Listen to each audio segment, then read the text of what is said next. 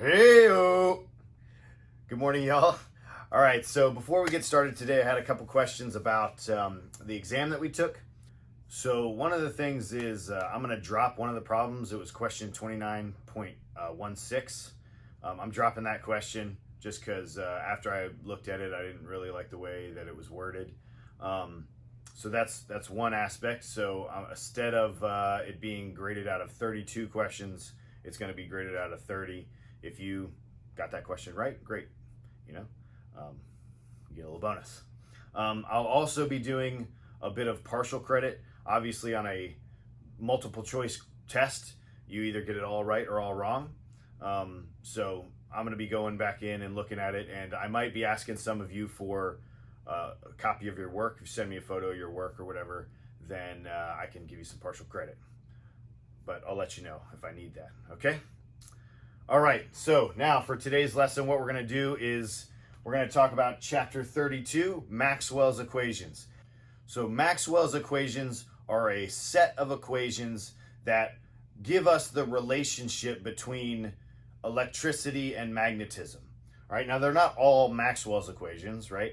They're a set of equations. The first one is Gauss's law, right? We know that Gauss's law relates the electric flux to an enclosed charge, right, through some closed surface. That's what this little expression means, right? It's the closed area integral of E dot dA. So some closed surface, a Gaussian surface, and the flux measures the electric field through that surface, and it relates it to the charge enclosed by that surface. All right, so then the thing we want to talk about is, can we write a Gauss's law for magnetic fields? And the answer is yes, we can. There's no sort of enclosed charge for magnetic fields. Remember that all magnets are dipoles. If you take a bar magnet and you break it in half, you get another little bar magnet. You keep breaking those in half. You can never pick out like one piece that is some magnetic charge, so to speak, right? It's always a dipole. Okay, so what happens is if we were to take that little magnetic dipole, even if we got down to the very molecular level, right, and we had make this a proton and an electron, even if we wanted to treat it that way. If we were to enclose that thing with a Gaussian surface, right, then all of the magnetic field lines that were going out would be balanced by the magnetic field lines coming in. So the magnetic flux through a closed Gaussian surface would always be zero. Okay, so that is our next Maxwell equation, which is a Gauss's law for magnetic fields. It states that the magnetic flux through any closed surface area is always going to be zero. Essentially, this equation describes the physical phenomenon that there are no magnetic monopoles. There are only magnetic dipoles.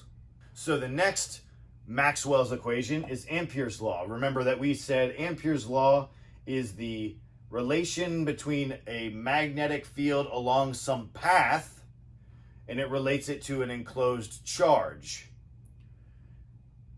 Okay, the next one is Faraday's law, and it relates the change in electric potential. Remember back from chapter, I don't know, like 26, 25 maybe, that the electric potential was related to the electric field along some path. And then just in chapter 30, we related that electric potential to a change in magnetic flux, right? That was the induced EMF.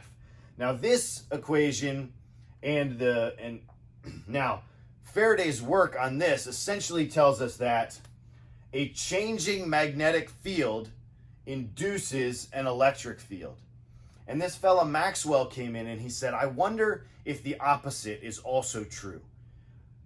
I wonder if a changing electric field would induce a magnetic field. So he set about studying that, and he discovered that it is true. So Faraday said a changing magnetic field induces an electric field. Maxwell found that a changing electric field induces a magnetic field. And then he wrote his expression as follows. So Maxwell's law relates a magnetic field along some path, a closed loop path, is going to be equal to mu naught times epsilon naught, those are our two electromagnetic constants, times the rate of change of electric flux.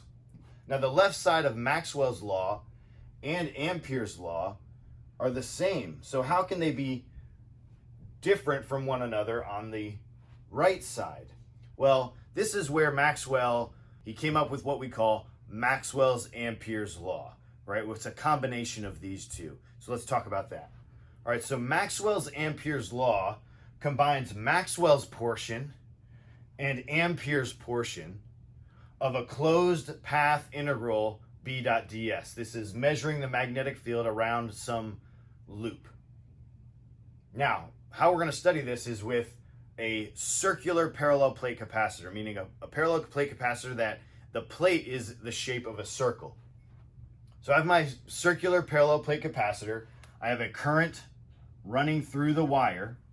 And I know from Ampere's law, if I were to take a closed path integral around that wire, I would choose a circular path around the wire, right? Some distance r away. I would be able to use Ampere's law to calculate the magnetic field around this wire due to the current running through it. However, what if I were to take a closed loop integral in here in the space in between the two parallel plates? Well, I know there's no actual current running through here. In a capacitor, we get charge on the plates, but no actual current runs through here. Charges don't move. There's no flow of charge. What does occur is an electric field builds up in between the plates of the capacitor.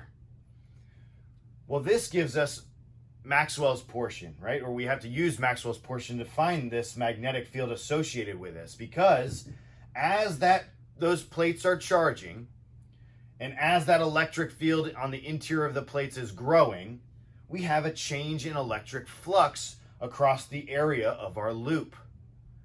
And we can use Maxwell's portion to find the magnetic field associated with that changing electric flux. Now, if we look at these two portions of this equation, I can see that I have a mu naught in both, and then this portion, this epsilon naught times the rate of change of electric flux, we call that the displacement current. So the displacement current, it's kind of an unfortunate name because it's not a real current, okay?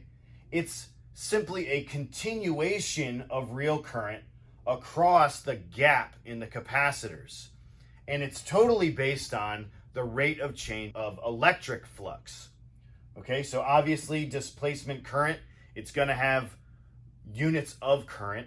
Remember though, it's not a real current. It has units of amperes, but it's based solely on the change in electric flux that would occur in between the plates of the capacitor. Now, what's the value of the displacement current? Well, let's imagine that there's 22 amps running through this circuit, right? And when you get to the capacitor, there's a gap in between, so you know there's no real current in there. Well, what's the value of that displacement current? It's gonna have to be 22 amps. So we can know, or we can solve for the rate of change of electric flux based on the fact that we know the real current that's running through the circuit.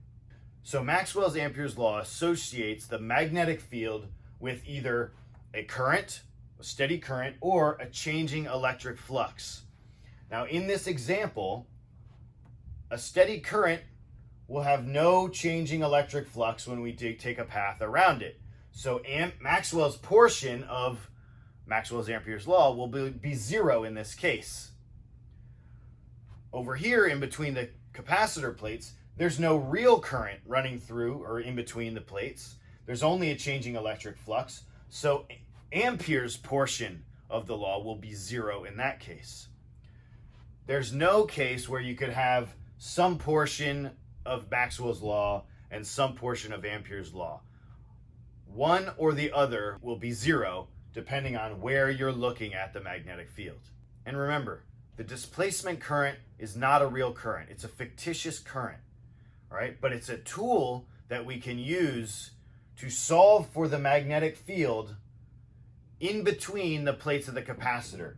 This displacement current is merely a continuation of real current from one plate of the capacitor across the gap to the other plate. Okay, so that's it for the lesson today. Are there any questions? Sir, Charles Crispy and I were talking about the leadership challenges. Are we going to be able to have any of those during this quarantine?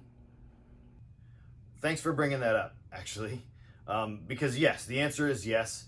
Stand by for more information in my next video about the leadership challenges. Okay? All right, if that's it for today, I'm not going to do a sample problem. You have your worksheet you can do. I hope you all have a good Friday, and I'll see you next time.